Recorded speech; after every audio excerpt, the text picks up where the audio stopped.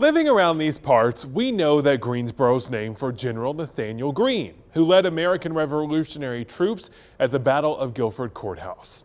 But there are other people who helped organize that battle who we should also know. One of whom is the ancestor of Bob Timberlake, the famous artist from Lexington. Ahead of the 4th of July, Bob sat down with me to help honor the people who fought for our freedom right here in our neck of the woods. At Bob Timberlake's art gallery in Lexington, 3 colors jump out: red, white, and blue.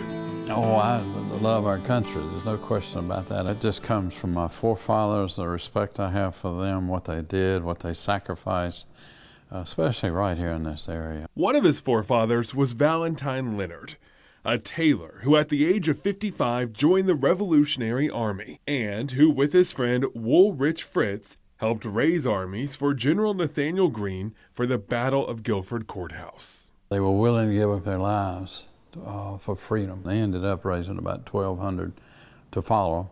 They knew everybody. They knew all this area. They hunted. They were all over this place. The battle was a turning point in the war.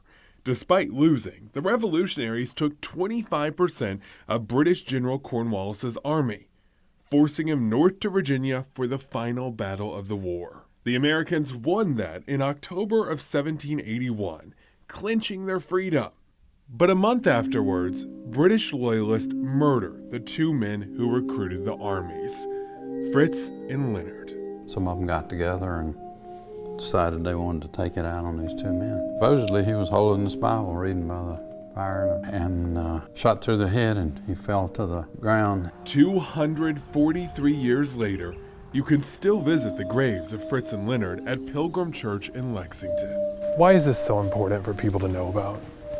Oh, I think it's important for us to know, as I've said over and over and over, it's important to know where we've been, to know where we're going, and to have faith and what we're going to be able to do and what we can do. And here's where the 2 are buried, side by side.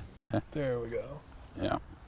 A place Timberlake's wife Kay has been to also, because her ancestor is Bob's ancestor's friend, Fritz. Well, we've been married 20 years before it really, hit us that what a profound thing that we were involved with. The eulogy over the grave was that these two men, these 2 friends who have lived together, fought together, died together, we buried together as one soul, as is our nation.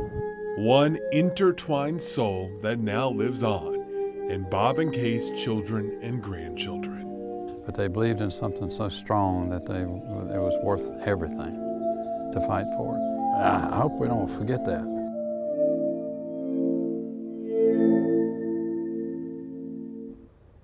Out at the grave, I said to Bob, he really should do a painting of the memorial. I'll never forget what he said back. He said, "Ben, some things in life are too important. You can't capture them right."